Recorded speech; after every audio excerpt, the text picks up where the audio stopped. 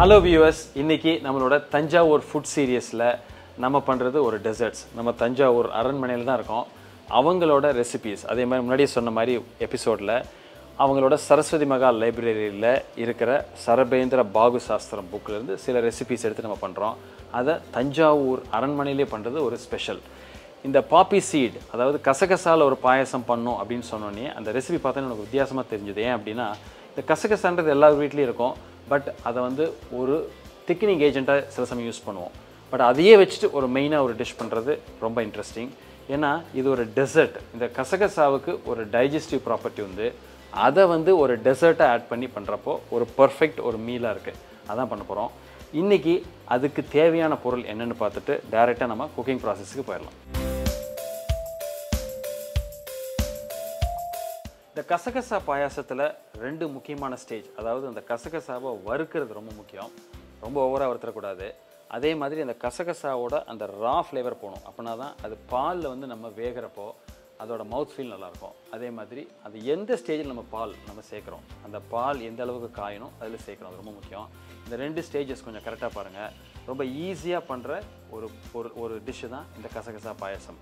அது என்ன தான் நம்ம கிச்சனில் நம்ம பண்ணாலும் ஒரு ஸ்பெஷலாக ஒரு அரண்மனையில் வந்து அவங்களோட ரெசிபியை அவங்க இடத்துலையே பண்ணுறப்போ ஒரு சூப்பர் ஸ்பெஷல்.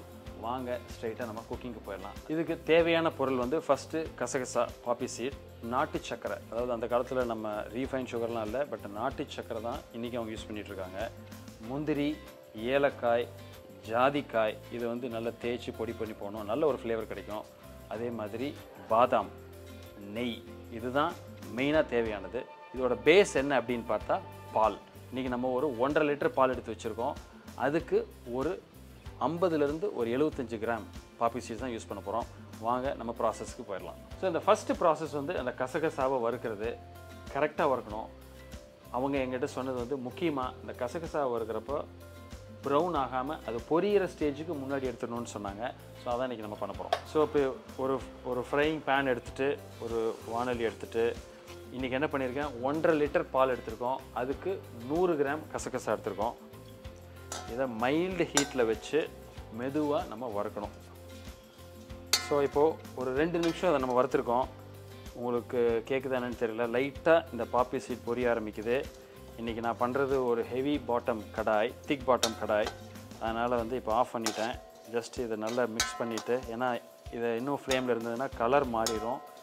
ஸோ இதனால் மிக்ஸ் பண்ணிவிட்டு இதனால் சூடு ஆறுறதுக்கு முன்னாடியே இதை எடுத்து இதை ஒரு பிளேட்டில் நம்ம உடனே எடுத்து வச்சுக்குவோம். இதை கரெக்டாக வறுக்கிறது ரொம்ப முக்கியம். ஸோ இப்போ இது என்ன பண்ணணும் அப்படின்னா, இந்த பாப்பி சீட், நம்ம இந்த கசகசாவை இந்த சூடு கொஞ்சம் ஆறினோன்னே லைட்டாக ஒரு இடி இடிச்சுக்குவோம். இப்போது இடிக்கிறதுக்கு உங்கள் வீட்டில் கல் இல்லை அப்படின்னா மிக்சியில் போட்டு ஒரு சுத்து, அதாவது ஒரு ட்ரிகர் சுத்து மாதிரி சுற்றணும். ஏன்னா ரொம்ப அரைச்சிட்டோம் அப்படின்னா இந்த பாப்பி சீடுக்கு வந்து ஆயில் ப்ராப்பர்ட்டிஸ் வந்து எண்ணெய் விட்டுரும். அதனால் ஜஸ்ட்டு 1-2 அரைச்சி ஒரு சுற்றி எடுத்து வச்சுருங்க. அது ரெடி. இப்போது நம்ம ஒரு பாத்திரத்தில் பாலை வச்சு இந்த பாலை வந்து கண்டென்ஸ் பண்ணி, அதாவது வற்ற வச்சு அதில் தான் நம்ம பாப்பி சீட்ஸ் ஆட் பண்ண போகிறோம். அந்த ப்ராசஸ்க்கு போயிடலாம். இப்போ நம்ம என்ன பண்ணுறோம், ஒரு திக்கான ஒரு பாத்திரம் எடுத்து வச்சுருக்கேன். அரண்மனையில் அந்த காலத்தில் இல்லை ஜென்ரலாகவே அந்த காலத்தில் பித்தளை அதே மாதிரி ஈயம் பூசின பாத்திரம் தான் இருந்திருக்கு. அதான் குக் பண்ணியிருக்காங்க, திக் பாட்டம். ஸோ இதில் வந்து நம்ம இந்த பாலை காய்ச்ச போகிறோம். இன்றைக்கி ஒரு 1.5 லிட்டர் பாலை எடுத்திருக்கேன். ஃபஸ்ட்டு பாலை காய்ச்சிட்டு அதுக்கப்புறம் ஃப்ளேமை குறைச்சி வச்சுட்டு அது நல்லா வற்றி ஓரளவு வர வரைக்கும் கிட்டத்தட்ட ஒரு 20லேருந்து 25 நிமிஷம் ஸ்லிம்மாக வச்சு அந்த ஃப்ளேமில் தான் இதை நம்ம குக் பண்ண போகிறோம்.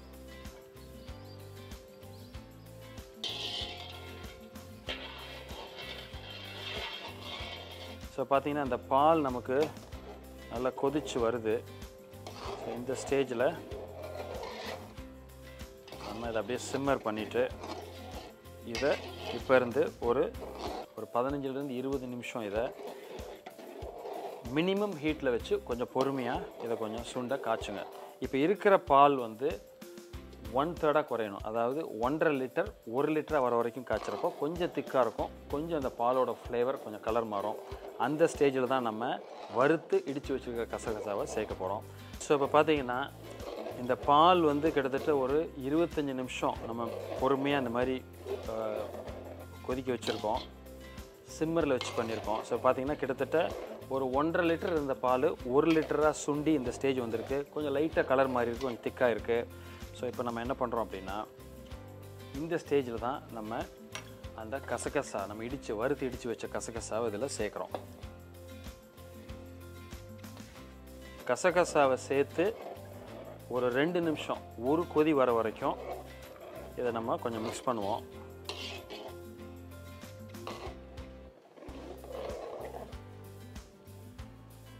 ஸோ பார்த்தீங்கன்னா இந்த கசகசாவை நம்ம சேர்த்து ஒரு கொதி லைட்டாக வந்திருக்கு. ஸோ இந்த ஸ்டேஜில் நம்ம என்ன பண்ணுறோம், நல்லா மிக்ஸ் பண்ணிவிட்டு ஆஃப் பண்ணிடுறோம். இந்த ஸ்டேஜில் நான் என்ன பண்ணுறேன் அப்படின்னா, பொடி பண்ணி வச்சுருக்கிற ஏலக்காவை ஒரு 2 பிஞ்ச் போட்டுக்கிறேன். ஸோ போட்டு ஒரு மிக்ஸ் பண்ணிடுங்க நல்ல சூடாக இருக்கிறப்பவே.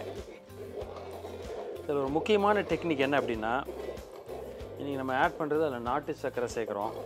சூடாக இருக்கிற பாலில் நாட்டு சர்க்கரையோ வெல்லமோ இல்லை வெள்ளை பாகையோ சேர்க்குறப்போ அது திரியறதுக்கு சான்ஸ் இருக்குது. அதனால் இதை கொஞ்சம் கூல் பண்ணிவிட்டு அதுக்கப்புறம் தான் நம்ம நாட்டு சர்க்கரையோ வெல்லமோ சேர்க்கணும்.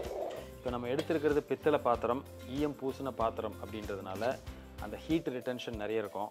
அதனால் ஒரு பொறுமையாக ஒரு 2-3 நிமிஷம் வெயிட் பண்ணி கொஞ்சம் ஆறி அந்த பாயிலிங் டெம்பரேச்சர் கொஞ்சம் குறைஞ்சோடனே அதுக்கப்புறம் அந்த நாட்டு சர்க்கரையை சேர்ப்போம்.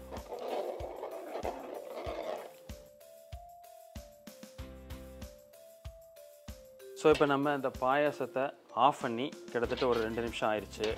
அந்த கொதிக்கிற டெம்பரேச்சர் போயிட்டு ஓரளவுக்கு டெம்பரேச்சர் குறைஞ்சோடனே ஸோ இந்த ஸ்டேஜில் தான் நம்ம என்ன பண்ணுறோம் அப்படின்னா, அந்த நாட்டு சர்க்கரையை இப்போ சேர்க்குறோம். என்ன பண்ணியிருக்கேன், இன்றைக்கி ஒரு 50 கிராம் ஒரு 3/4 கப்பு நாட்டு சர்க்கரை சேர்த்துருக்கேன். வெல்லம் அப்படின்னாலும் நீங்கள் சேர்த்துக்கலாம்.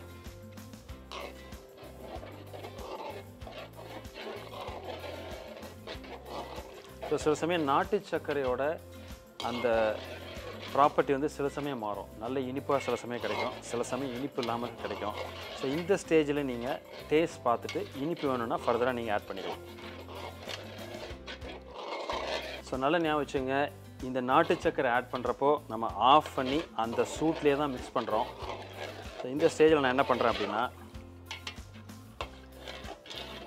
நான் பொடியாக திருகி வச்சுருக்கிற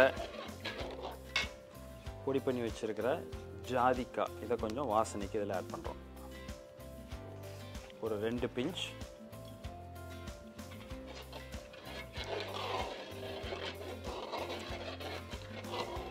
ஸோ இதில் இப்போது அடுத்த ஸ்டேஜு இதுக்கு தேவையானதை வறுத்து இதில் போடுறோம். ஸோ இதுதான் வந்து ரொம்ப முக்கியம். ஏன்னா இந்த பாயசத்தோட ரொம்ப இம்பார்ட்டன்ஸே வந்து இந்த கார்னிஷ், அதில் என்ன ஆட் பண்ணுறோம் அப்படின்றது தான். ஸோ இதை இப்போ தனியாக எடுத்து வச்சுட்டு இதுக்கு தேவையானதை நம்ம வறுத்துடலாம். ஸோ இப்போ சின்னதாக ஒரு கடாய் எடுத்து வச்சுட்டு ஒரு 1.25 ஸ்பூன் நெய் எடுத்துக்கங்க. பொடியாக வெட்டி வச்சுருக்கிற பாதாம் முந்திரி ரெண்டையும் இதில் ஆட் பண்ணி ஜஸ்ட் ஈஸியாக அப்படியே வறுத்துடலாம்.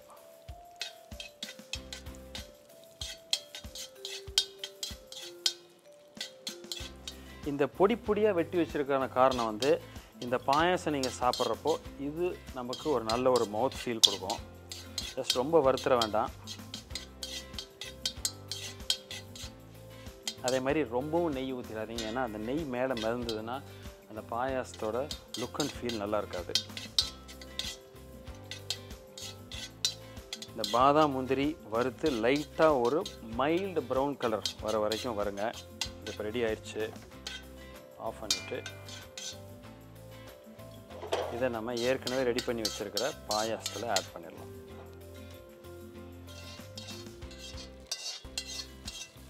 ஸோ இதை ஒரு நல்லா ஒரு மிக்ஸ் பண்ணிடலாம்.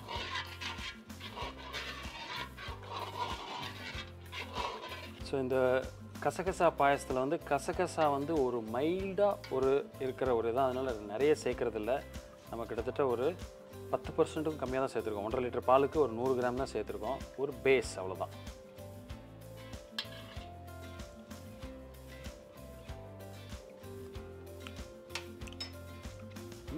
பர்ஃபெக்ட். அதாவது அந்த கசகசா வந்து உங்களுக்கு அந்த மவுத் ஃபீல் அந்த எண்டில் ஒரு ஒரு அந்த வறுத்து அந்த அரைச்சது வந்து ரொம்ப அழகாக இருக்குது. அதே மாதிரி அந்த நம்ம மெயினாக நம்ம வந்து அந்த நாட்டு சர்க்கரை அந்த ஒவ்வொரு இன்க்ரீடியண்ட்டும் ஒரு டிஷ்ஷில் நம்ம சேர்க்குறப்போ அந்த டேஸ்ட், அந்த ஃப்ளேவர், அந்த மவுத் ஃபீல், அரோமா அது எல்லாமே வந்து ஒரு காம்பினேஷன். அப்படி பார்த்தா இது ஒரு வித்தியாசமான ஒரு மைல்டு டெசர்ட்ஸ்.